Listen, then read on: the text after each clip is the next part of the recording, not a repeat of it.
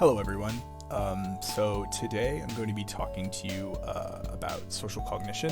I'm going to introduce this sort of core idea, this sort of important idea in social psychology to you, and introduce some of the basic ideas in it, and then in the next lecture we'll talk about sort of the more advanced or applied aspects of it. One thing I will note before sort of diving in is that social cognition is a very large area in social psychology. It's a very important area, and you could take an entire course on it. You could probably take multiple entire courses on it.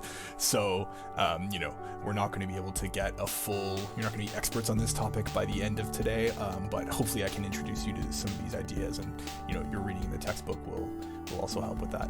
And in case you're interested, there are at least a couple of people at York who study social cognition, primarily. Namely Kerry Kawakami and Jennifer Steele, both sort of focus on this area. So I'm going to introduce you to this topic today, and then hopefully if you're interested in more, you can sort of seek that information out yourself. So just to run through an overview, first we're going to be talking about the kind of definition of social cognition. What does this actually mean? Then we're going to get into the motives behind thinking that guide much of our social cognition. After that, we'll talk about the processes involved in thinking, the sort of how of it all. And then finally, we'll talk about the structure of our actual thoughts, the what, so to speak. Okay. So we would probably like to believe that humans are generally accurate in their perception of reality, that they have a so-called objective view of reality, which is a word that kind of gets misused often, but and many of us likely do believe this, that humans have this sort of objective or accurate view of reality, or at least we behave as though we believe it. But it's not always the case. In fact, the human mind plays quite an active role in how it detects and perceives information from reality, and then how it uses that information to construct kind of a mental representation of reality. This process of constructing reality, a subjective construction of reality, it's based on information from sensory organs that travel to the brain, of course, and then gets altered by sort of several aspects that are unique to the individual. So, personality, cultural conditioning, your sort of individual experiences that sort of make up who you are, the context in which you're sort of perceiving that information, and so on and so forth. There are many of these sorts of things that come into play when taking in information and then creating a sort of subjective mental representation of reality.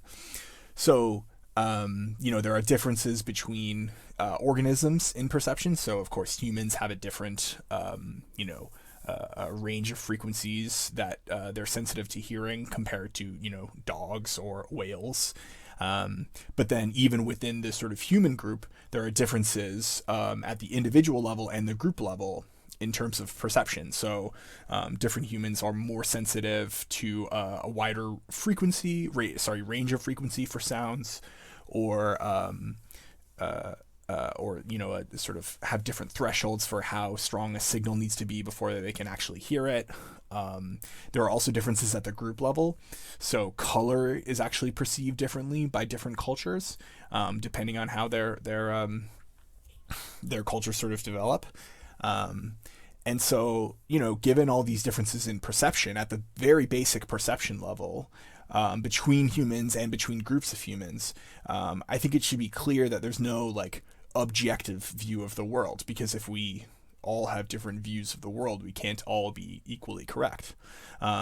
Rather, all information is mediated by the human mind and the perception of that person, of the subject. And in addition to differing between individuals and groups, perception even differs across time.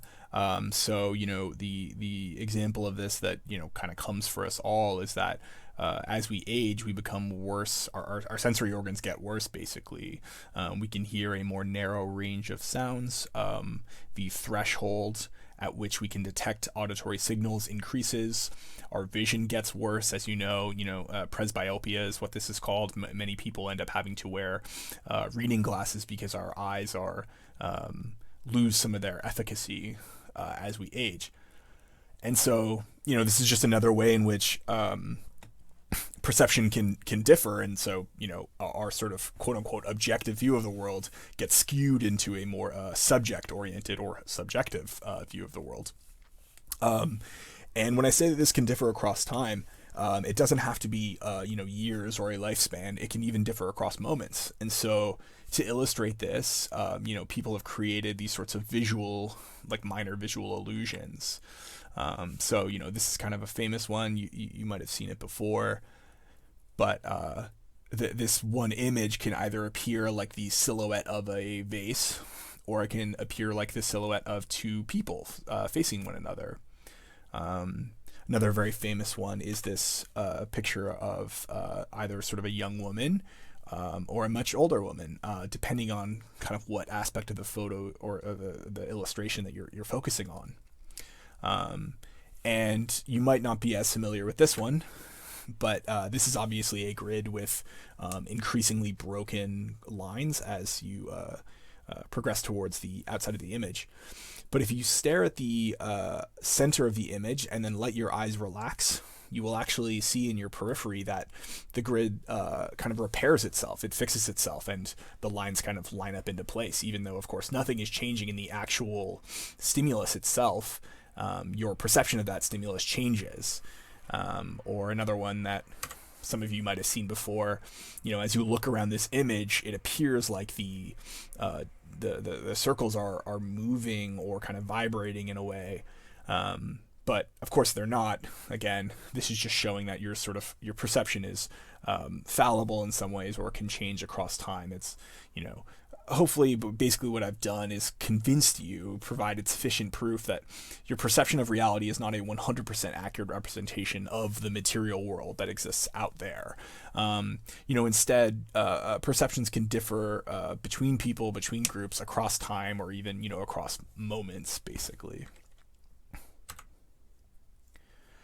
And so that's where this quote comes in. This is from the textbook, but I thought it was a neat kind of pithy little summation of the concept that, our window into reality is not only small, it's dirty, but even the concept of a window, I think, is important here, right? We're not sort of in it, we're sort of looking through something that mediates our understanding of reality. And for what it's worth, some of you who have taken philosophy courses before have probably encountered this concept before. This is the kind of basic epistemological skepticism that comes along with Descartes. And yeah, it's a neat topic. It deserves probably quite a long discussion and maybe even an entire course. But hopefully, I've sort of gotten you onto this side for at least this course. So moving back to psychology, psychologists from the Gestalt school propose that people actually construct their reality. And again, it's kind of evidenced by the fact that these different visual stimuli can be perceived differently by different people or across time. And so it's clear that the mind plays this role in how we understand reality. Another useful analogy that I think of for this construction idea is that, when we read a novel, when we read fiction, we create detailed mental representations of the book, of, people, of worlds, of events within the book. And often these simulations, these mental representations that we create, include details or information that's actually nowhere to be found in the text. Rather, what's happening is our imagination is simulating them in the process of perceiving the text. And the mind kind of does something similar when taking in information from the material world. We're creating kind of a mental simulated representation. And so if if the mind plays this kind of a role in the perception of basic stimuli, colors, sounds, basic patterns, how does it affect our perception of more complex stimuli, the things that psychologists are often interested in, right? So, oneself, social others and groups like individuals or entire groups of people, politics, aesthetics, culture. These are all things that are much more complicated than, a grid of lines, for example.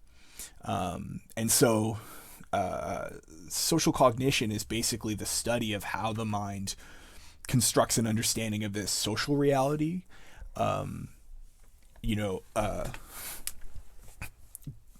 Recognizing the fact that it does indeed play a role and that it's, we don't all have an objective view of the world around us.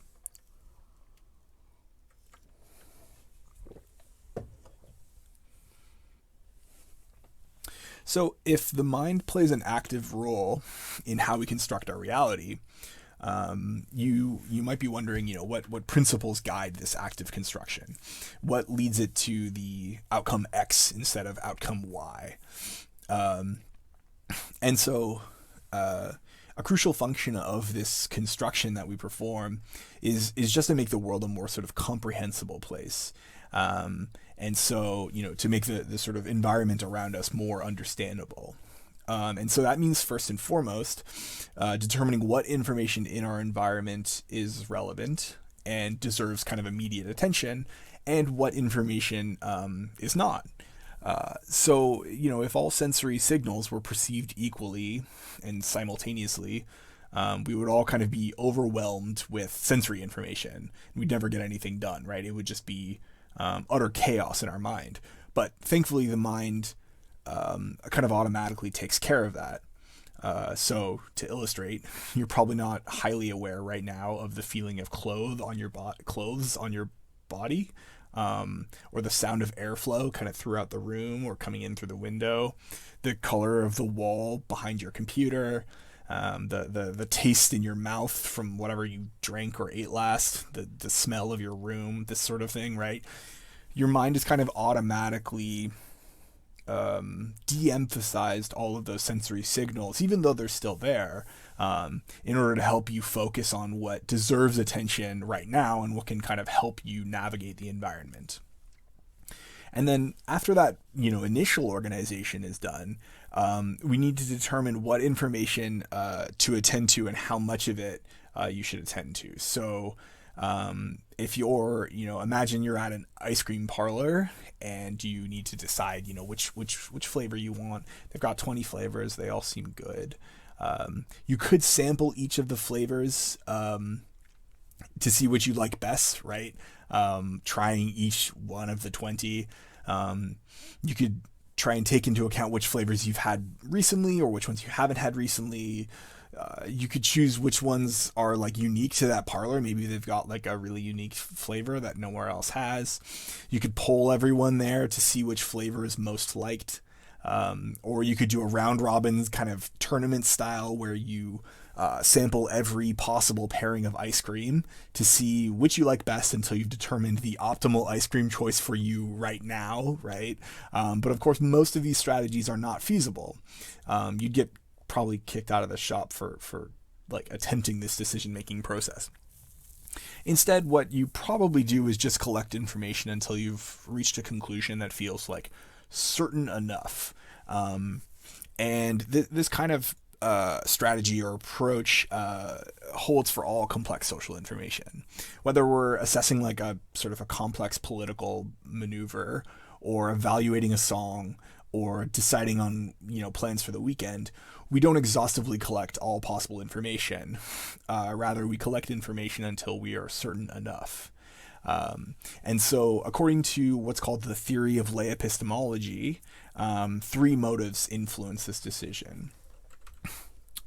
Very quickly, epistemology is the study of what can be known, what is known and what can be known, or the study of knowledge, perhaps. It's a philosophical word, but you encounter it in psychology occasionally. So according to this theory of lay epistemology, three motives influence this process of collecting information and deciding when you are certain enough. First, it's the need to be accurate. This is fairly self-explanatory, but you want to access some version of the truth. You want to make a correct assessment, basically. You also need to do it relatively quickly. So we want to make the world kind of a less uncertain place, and we want to do that by expending as little effort and time as possible, right? Often we need to make decisions quickly, and so we need to do it in kind of an efficient manner. And then finally, we're also motivated by the need to confirm your previous beliefs. This is a concept that will crop up repeatedly in this course in psychology in general, but basically, we tend to seek out information that confirms our worldview and aligns with our understanding of the world. This makes it so that the world is a more kind of predictable, understandable, certain place. It makes it so that we're not sort of under constant threat of misunderstanding things or having to change our mind or realign our understanding of the world. But all of these motives are going to be important at any given moment, but context will usually determine which one you need at which time, which need is the most important, at a given moment. So, for example, if you're choosing ice cream, you probably just need to make a decent decision quickly, right? Like, you don't want to make the wrong decision, but it's not super important. And you kind of just need to get out of there quickly so that other people can order. But if you're buying a new house, you'd probably want to make sure that you made the correct decision, like regardless of how long that takes, right? Like you will spend almost any amount of time and effort to ensure that you're not spending your life's income on a house that isn't right for you. So in addition to context, personality is also important. So you probably have an intuitive understanding of this, but people differ in the extent to which these needs are important to them. Your highly conscientious friends may spend a lot of time on every decision in order to make sure it's correct, whereas other people are much more comfortable with the idea of making an incorrect decision if it doesn't take them too much time, right? Yeah.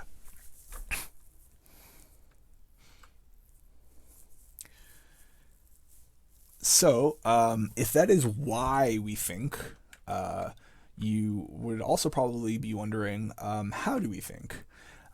Social cognition is governed by two systems of thinking. The first is the cognitive system, which is a rational, conscious, effortful, controlled system. And the second is the experiential system. And this is an unconscious, intuitive, and automatic, kind of ostensibly effortless system. Both of these systems are important and influential, but are more or less active in different contexts and between different people. And it's also worth noting that the distinction between these two systems crops up all over psychology.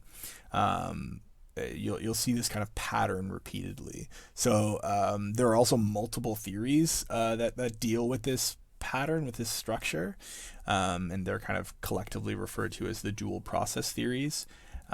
You'll probably see it not just in social psychology, but in cognition, developmental psychology, and repeatedly throughout this course. So the cognitive system is slow, whereas the experiential system is much more fast. And the cognitive system is rule and pattern based. You're kind of checking like past rules or patterns that you've observed. Whereas the experiential system is reliant primarily on previous implicit associations that you formed. So, for example, you're probably, hopefully, engaging your cognitive system right now in order to pay attention to what I'm saying and look at the information presented on the slide. Maybe you're, sort of looking over this illustration that I've provided on the side for entertainment, basically for visual flair. And so you're using your cognitive system to attend to my words, comparing it to other information you've heard before, elaborating on some of the concepts that I'm discussing, evaluating the information for correctness. Maybe you're highly skeptical of what I'm saying. And while you do that, your experiential system is controlling the automatic thoughts and behaviors. It's scratching your back when it's itchy. It's allowing you to smell the fresh air coming in through the window, or it's reminding you to take a drink of water when you get thirsty. And although the cognitive system is slow and effortful, the experiential system is fast and it feels effortless. It doesn't feel like you're expending effort. And the cognitive system, is best suited for things that require like attention to rules and logic and patterns, like telling if this sentence makes sense. And the experiential system relies on implicit associations that you've developed in the past. So, like, for example, I am thirsty, I will drink some water. So if we have these two systems, you might wonder when we engage the two systems. So they're responsible for largely different realms of behavior. The cognitive system is engaged usually in novel situations, challenging situations, solving puzzles, or learning how to ride a bike, for example. The experiential system is better for automatic and well-rehearsed behaviors. So it's quick, it's pretty accurate, right? It's like decent at doing what it needs to be done because it's so automatic and feels effortless. And it's good for, like allowing you to take your commute, or brushing your teeth, or using the bathroom. These are things that probably you don't have to think about consciously in order to take care of. Rather, your body, it kind of feels like your body knows what it's doing, so to speak.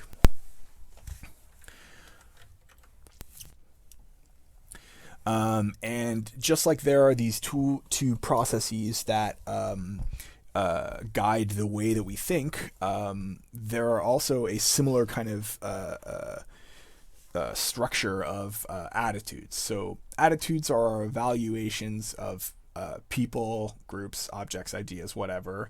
And so the two types of attitudes that we can hold are explicit. So these are consciously made.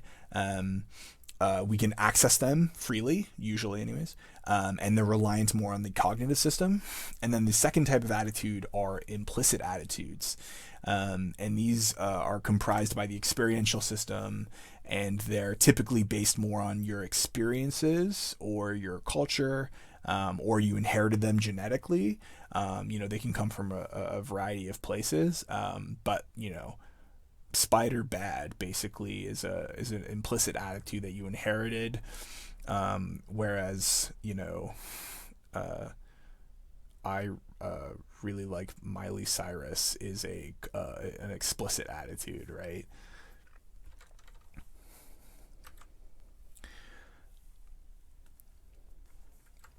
And in psychology, we're often concerned with how we measure these attitudes. And as you might guess, there are more than two, I suppose, but there are very different strategies for assessing these two types of attitudes or measuring these two types of attitudes.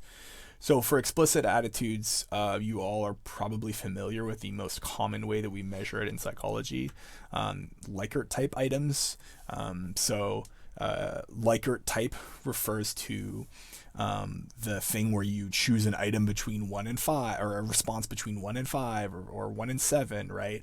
To what extent does the following sentence describe you? I love exercising. 1, strongly disagree, and 5, strongly agree. These are Likert type items, and they're, generally good if they're designed well, which is another course entirely. Then they're typically good at measuring explicit attitudes. with implicit attitudes, they're actually not always easily accessible. People can't always sort of reach in and grab them, or they might not want to, which is sort of an important aspect of this type of measurement. So it can kind of require some cleverness, basically, on the part of the researcher, and probably the most common way, or a very popular at least way of measuring implicit attitudes, is what's called the implicit association test. So I've included a link here. So on the slides, I think you should be able to click, you won't be able to do it in the video, but on the separate slide file, you should be able to click it, and then you can take an implicit association test if you like. Or if you just Google implicit association test take online, you can probably find the website that I used. But I actually have a little video here of me taking one, so that you can kind of see what they look like, because they're pretty unique and they're kind of hard to describe. So I thought a video might be the best kind of way of doing it. So here I'm taking the black-white implicit association test. And this test claims to be able to measure the implicit association that you hold between good and bad concepts and black and white people. And so it asks you to, as quickly as possible, categorize black and white male faces, which is what I'm doing here. And then, so I'm sort of categorizing these as quickly as I can. And then now it's going to ask to categorize concepts as either bad or good. So sort of I'm clicking a button on my keyboard to indicate that each of these concepts is either bad or good, and doing it as quickly as possible. And then, and you see I got one wrong there. So you actually have to get it right in order for it to count.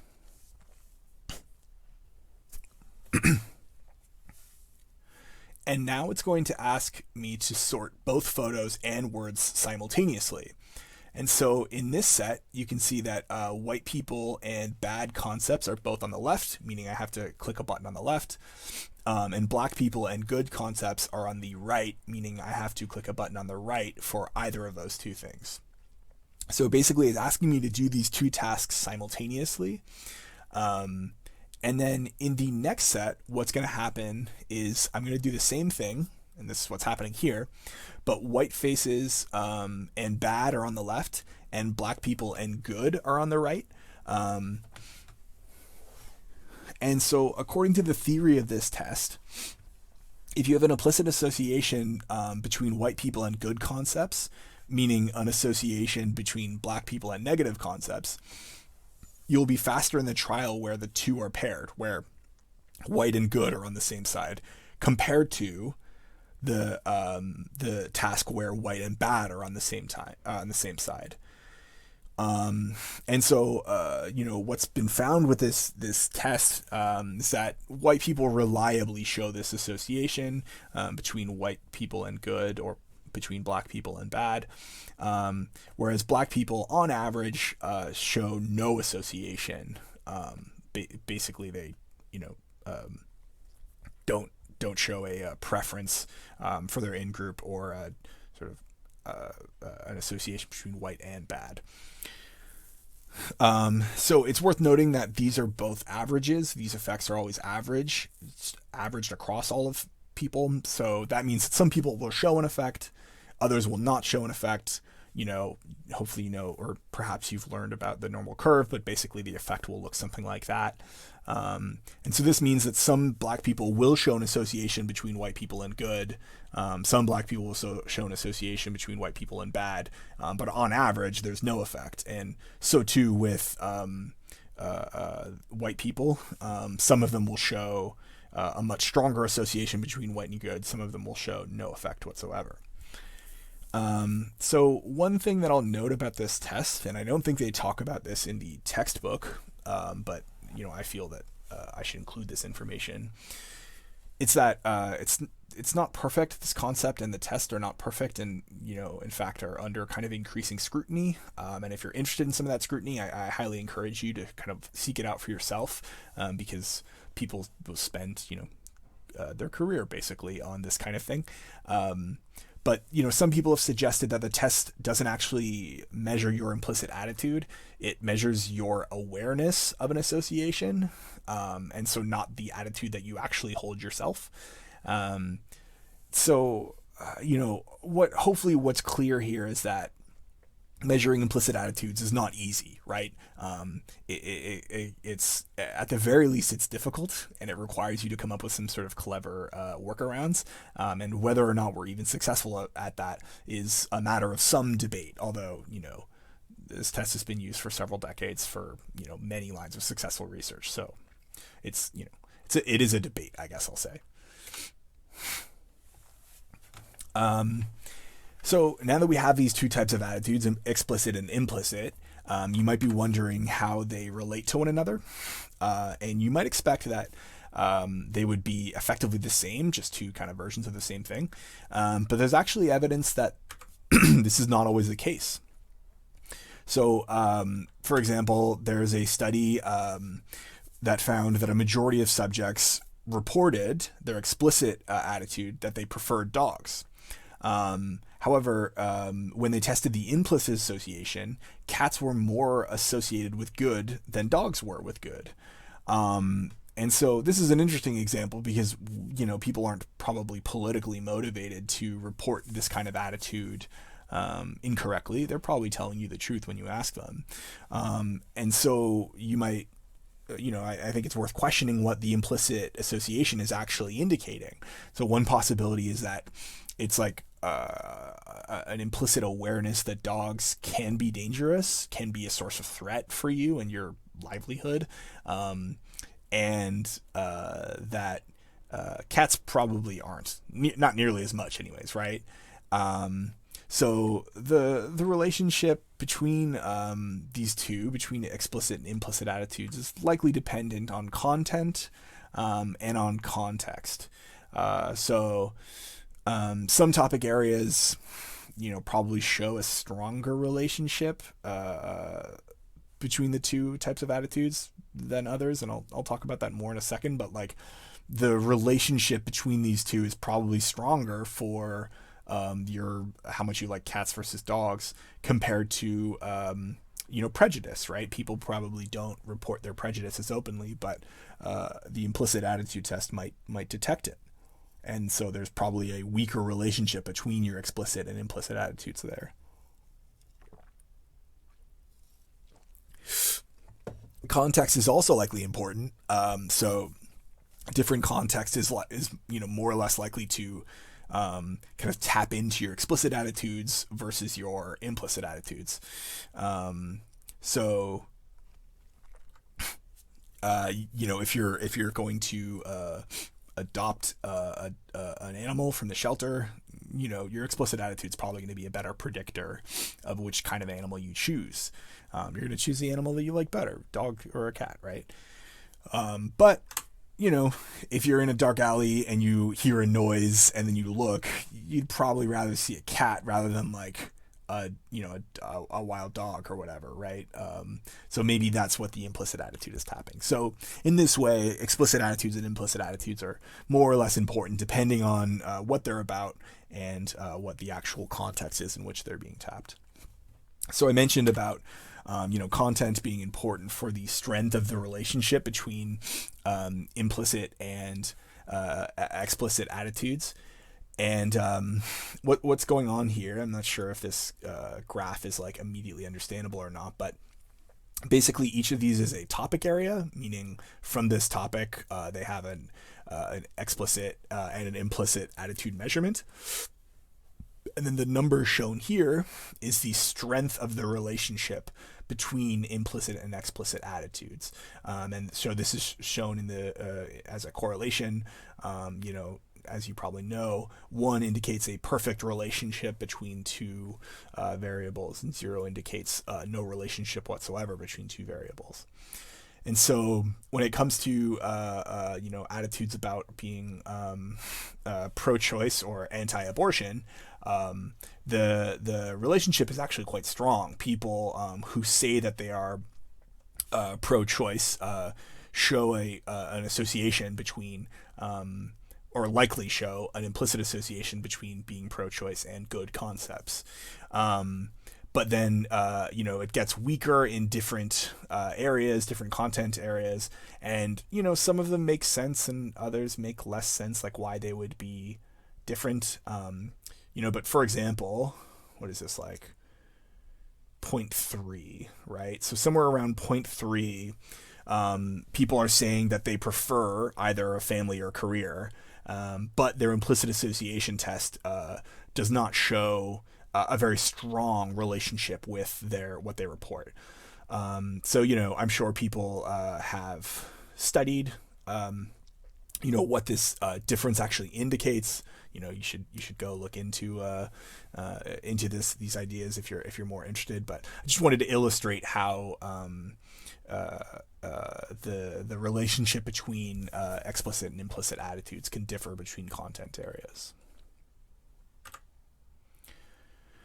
Okay, so now that we've outlined what drives our thinking and how we go about the thinking, let's turn to what we actually think about. What are the contents of our thoughts? So a major principle of the mind is that it automatically and effortlessly categorizes things. You've probably become aware of this fact at some point in your life. We automatically categorize people by gender, race, age, etc. We categorize objects according to what they are, but also a variety of important broad categories. So, alive or dangerous or edible or valuable. So by categorizing things, we're able to think about the various objects that we're putting in that category as if they're similar.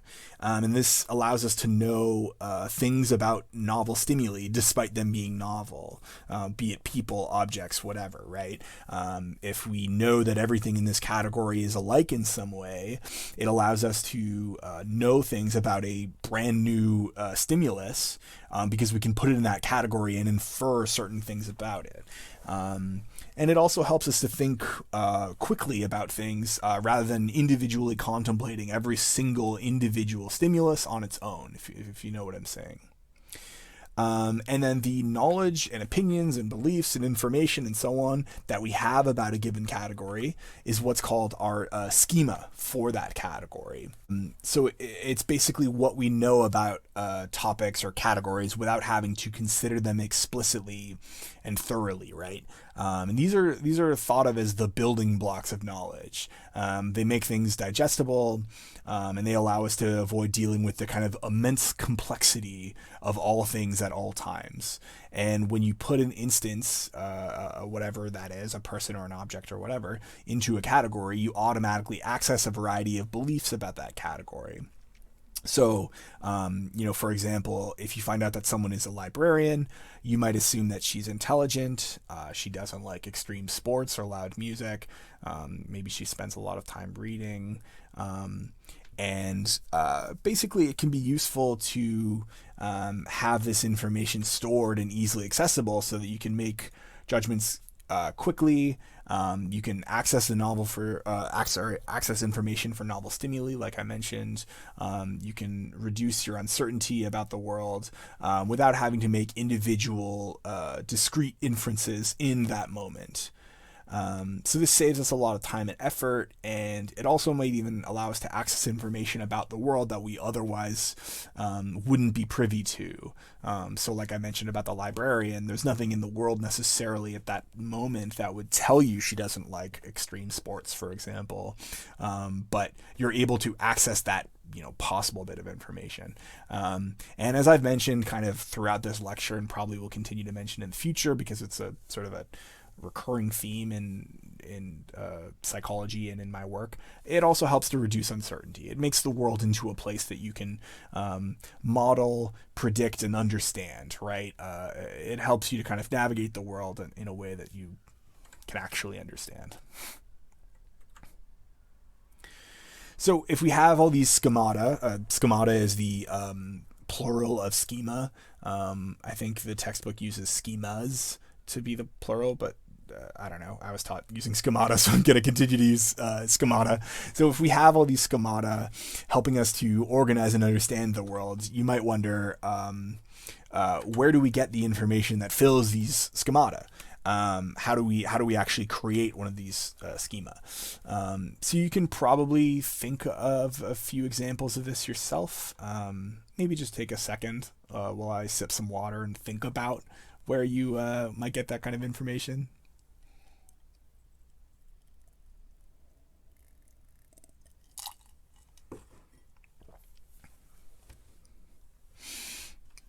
So you might get some of the information through genetics. The extent to which this information you get this information, or what types of information you get, is always going to be a matter of some debate, because studying genetic like heritability in psychology is very difficult. But maybe you learn to fear snakes and spiders and that kind of thing. Direct experience will, of course, fill in your schemata. Your parents might just give you information without you having to directly experience a given thing. They might help you to understand lots of things in the world. And then later on, after you rely a little bit less on your parents, your friends and acquaintances and so on, people that you speak to, might convey some of that information to you and help you to kind of fill out all of these schemata. And culture also will create sort of understandings of different, situation or concepts or people. And, the schemata, of course, will differ between cultures, but, media also kind of does this sorts of things, probably actually more than we would like to acknowledge, right? And probably learning from television quite a lot of our understanding from the world. And so all of these sources of information kind of weave together to form a complex system of information, and some of it's going to be more or less accessible based on different times and different sort of situations and so on. And so the way that we determine which of them we use is, we kind of do it automatically. The mind usually looks at the context that you're in and then pulls up the most appropriate schema based on that context. And so once you have that schema pulled up, it kind of guides your comprehension of the situation, of your surroundings, based on the all that information on past experiences and these associations that you have and so on. So if, for example, you walk into a classroom and you're going to attend a lecture, you probably have a good understanding of what's going on, right? People are typically going to be quiet, even if the course hasn't started yet. They'll be a little bit sort of subdued. They're probably not having fun, like not in the traditional way anyways. They're probably not like throwing things around and stuff, or dancing or whatever. They're probably all going to sit, at least soon they will. And eventually they're probably going to pay attention to a single person at the front of the room, at least, hopefully they will. But of course, these are very different expectations than you would have if you were walking into a party where you would expect people to be loud. They're probably all talking, not just one person that they're all paying attention to. They are having fun. They can kind of do whatever they want. They can pay attention to whoever they want, not just one person in the room. They can sit or stand as they like, or lie down, or stand on a chair, whatever, right? So the key thing to understand here is that context is largely going to prime the relevant schema that's appropriate for whatever situation you're in, and it also activates a series of related concepts. If you walk into the classroom, the concepts of like books, tests, studying, all of these things will become more accessible to you. Your mind will be more readily able to access them than any other unprimed or sort of activated concepts, right? If you walk into the party, the concepts of music or dancing or drinking, friends, these will all become more accessible to you. This is a concept referred to often as spreading activation. If you take a cognition course, you'll probably learn about it in much greater detail, and it's an important concept, but I'm not going to get into it in any more detail now, but hopefully that kind of makes general sense to you.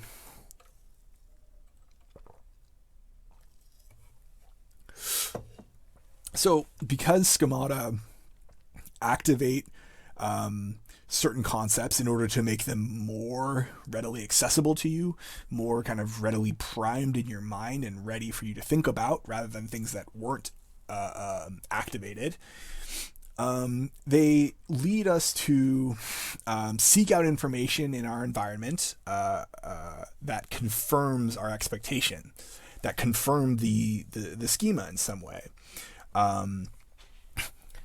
So this basically reaffirms like our worldview, right? Like it reaffirms what we already believe or what we already feel, and this serves the function of preserving our worldview, which I mentioned earlier is important. You know, we don't want to be constantly changing the way that we view the world, and it renders the world a kind of more comprehensible, certain place. It basically gives us psychological security, because having our expectations violated is a very kind of unpleasant, aversive experience. We typically avoid it, right? And the downside of this process is that it, of course, makes it so that we're less reliable, we're less accurate when perceiving new information from, people or given situations or whatever.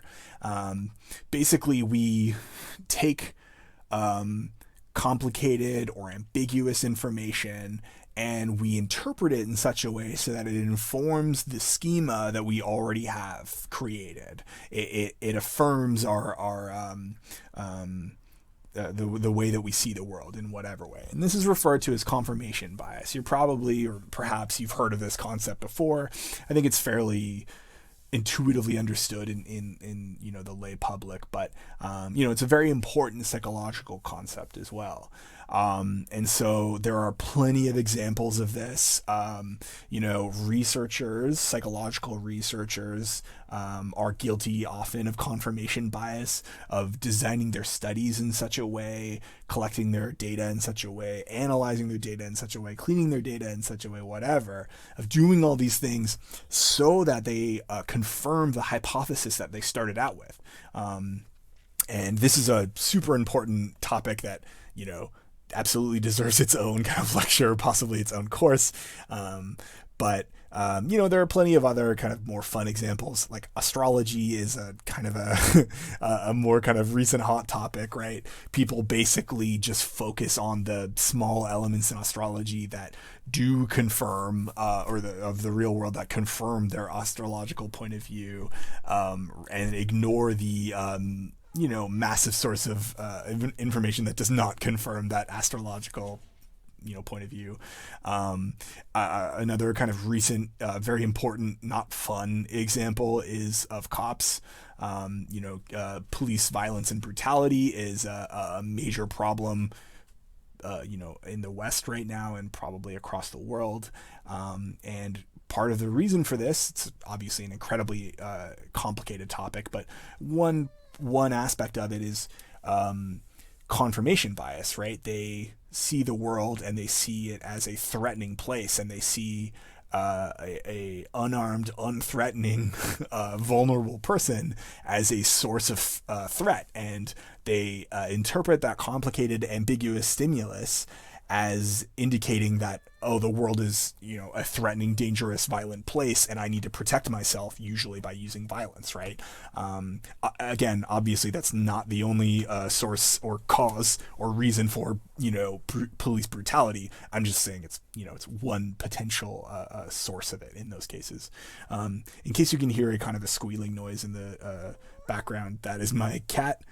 He will probably interrupt these lectures most of the time because if he hears me speaking, he thinks that I'm talking to him, so he comes and tries to talk back to me.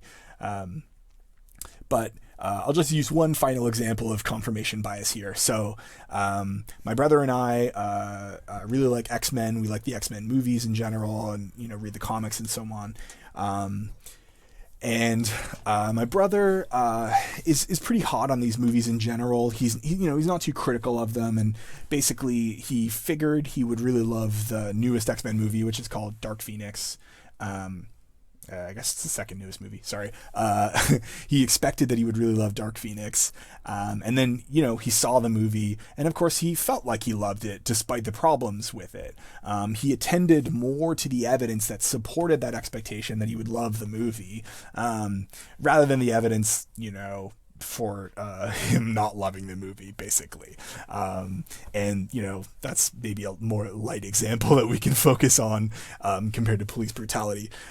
Basically, confirmation bias guides his vision of the world, his vision of this movie, in order to affirm his expectations that he would love the movie. And it allows him to de-emphasize or discount the kind of evidence that maybe it wasn't such a great movie. And so, that's how the confirmation bias is kind of guiding his view of the world. Hopefully that's clear. I gave you a lot of examples there because this is an important, a very important concept, and it's probably also misunderstood a little bit in the lay public. So hopefully I've given you a decent understanding of it there. Oh, sorry. Yes. I sort of outline all the examples here. So we know that confirmation bias doesn't always occur, right? Sometimes we do actually detect and integrate this novel information. We update our extant schemata, or we create a new schema, right? So you might be wondering why this phenomenon doesn't always occur. And the main reason it doesn't occur is because there's a vast difference between your expectations and your observations. So just to return to another movie example, a few years ago, a movie came out called Annihilation. It was based on a book that I really loved. It's a great book. I strongly recommend it. And the director who was directing it, I liked his previous work. I liked other movies that he had made. I thought the casting decisions for this movie were great. And I was basically ready to love this movie. I thought it was good. I went into the theater thinking like, I'm about to see an amazing movie. But when I watched it, I actually really hated it. I was like vibrating in my chair with how much I didn't like that movie, unfortunately. And so my observation was that the movie was so bad that I couldn't deny that observation, right? My expectations might have been that the movie were going to be great, but this difference was too extreme for confirmation bias to allow me to maintain my expectations or maintain my schema. And so when you have these extreme differences between your expectations created by your schema and the actual observations of the real world, it's difficult to deny them, right? The other thing to note is that if you're aware that you're potentially biased in some way and you're motivated to kind of overcome that bias, or if you have a very strong need for accuracy in some way, these can also mitigate the importance of or the sort of function of confirmation bias. So you can overcome it explicitly with effort, time, motivation, a strong need for accuracy. We would hope that this kind of care is put into, for example, hiring and job interviews, although we know that that's not the case. But, in the case of my brother seeing Dark Phoenix or whatever, he doesn't really care, right? He just wants to enjoy the movie. It's not important that he's accurate, and so he's not putting any extra effort or time or motivation into overcoming that bias. Okay, so we talked about a lot there. I haven't covered everything in the textbook because it would be nightmarish to try and do that, but I've covered what I consider to be the most important or interesting bits of information, and that's the sort of philosophy that's going to guide my lectures throughout this course. And so, first we talked about how the human mind plays an active role in constructing the reality around it. And then we talked about how social cognition is the process through which the mind constructs the social reality from the highly complicated information that it detects in the world around it. This social cognition is enacted through two systems, the cognitive and the experiential. And this structure is replicated in both thoughts and attitudes. And as I mentioned, you'll kind of see it throughout psychology in general. So using these systems, we create schemata, and then we use these schemata to guide our information seeking in the world, and to organize all of that information that we get. Okay, so that's all for this week.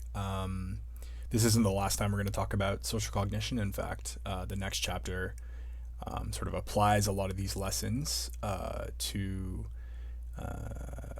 a variety of different contexts, and sort of tries to integrate some of the other content in this course with these discussions of social cognition. And, as I mentioned earlier, it really is a pretty huge area in social psychology. So you'll sort of encounter these concepts everywhere throughout, a wide diversity of research topic areas.